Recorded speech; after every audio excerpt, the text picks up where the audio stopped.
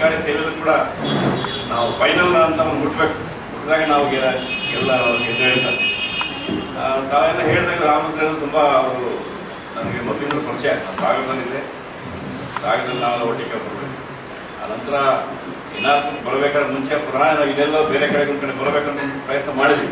ಅವತ್ತೇನು ಒಂದು ಅವಕಾಶ ಆಯಿತು. ಅವ್ರು ಸಚಿವರು ಸಡನ್ ಆಗಿ ಬಿಟ್ಟು ಹೊರಡ್ಬಿಡ್ತಾರಂತ. ಆಮೇಲೆ ತಿರುಗಿ ಬರಲ್ಲ ಅವರು, ಬೇರೆ ಕಡೆ ಹೋದ್ರು ಚಿಂತನೆಗಳು.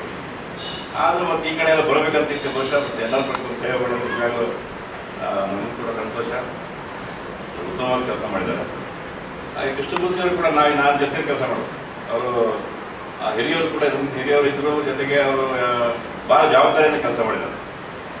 ನಿಜವಾಗ್ಲೂ ಕೂಡ ಅವರಿಗೂ ಕೂಡ ಸಂದರ್ಭದಲ್ಲಿ ನಿಜವಾಗಿ ನೆನೆಸ್ಕೊಳ್ತಕ್ಕಂಥ ಕೆಲಸ ನಾವು ಮಾಡಿದ್ದಾರೆ.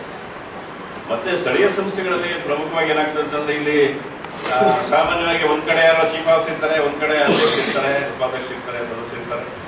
ಆಮೇಲೆ ಇವತ್ತು ಸ್ಥಳೀಯ ಸಮಸ್ಯೆಯಲ್ಲಿ ಮಾಡ್ತಕ್ಕಂಥ ಕೆಲಸಗಳು ಭಾಳ ಜನರಿಗೆ ಸಮೀಪ ಇರುತ್ತೆ. ಕುಡಿಯೋ ನೀರು ಇರ್ಬೋದು, ಬೀದಿ ದೀಪ ಇರ್ಬೋದು, ರಸ್ತೆ ಇರ್ಬೋದು, ಈ ಥರ ಅಗತ್ಯ ಸೇವೆಗಳು ಕೊಡ್ತಕ್ಕಂಥ ಭಾಳ ಮಹತ್ತರವಾಗಿರ್ತಕ್ಕಂಥ ಇದು ಸ್ಥಳೀಯ ಸಂಸ್ಥೆ. ಮುನ್ಸಿಪಾಲಿಟಿ ಅಂತಂದರೆ ಭಾಳ ಹಿಂದೆ 1925-28 ಬ್ರಿಟಿಷ್ ಕಾಲದಲ್ಲಿ ಕೂಡ ಆ ಮುನ್ಸಿಪಾಲಿಟಿಗೆ ಒಂದು ಮಹತ್ವವಾದ ಒಂದು ಸ್ಥಾನಮಾನ ಇತ್ತು. ಸದಸ್ಯರು ಇರ್ಬೋದು, ಆಮೇಲೆ ಅಲ್ಲಿ ಅಧಿಕಾರಿ ಇರ್ಬೋದು, ನೌಕರು ಇರ್ಬೋದು.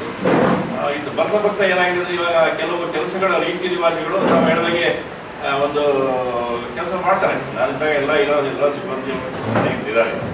ಮೊದಲಿಂದಲೂ ಎಲ್ಲ ಒಂದು ಕಡೆ ನೀವು ಮಾಡೋ ಕೆಲಸ ಕಡಿಮೆ ಇದೆ, ಇದು ಜಾಸ್ತಿ ಮಾಡಬೇಕು ಅಂತಕ್ಕಂಥ ಒಂದು ಅಭಿಪ್ರಾಯ ಮೊದಲಿಂದ ನಾವಿದ್ದಾಗಿಂದಲೂ ಇತ್ತು. ಅನೇಕ ಸಂದರ್ಭಗಳ ಚರ್ಚೆ ಸಭೆಯಲ್ಲಿ ಆಗ್ತಾ ಇತ್ತು, ಎಲ್ಲ ಕಡೆ ಆಗ್ತಿತ್ತು.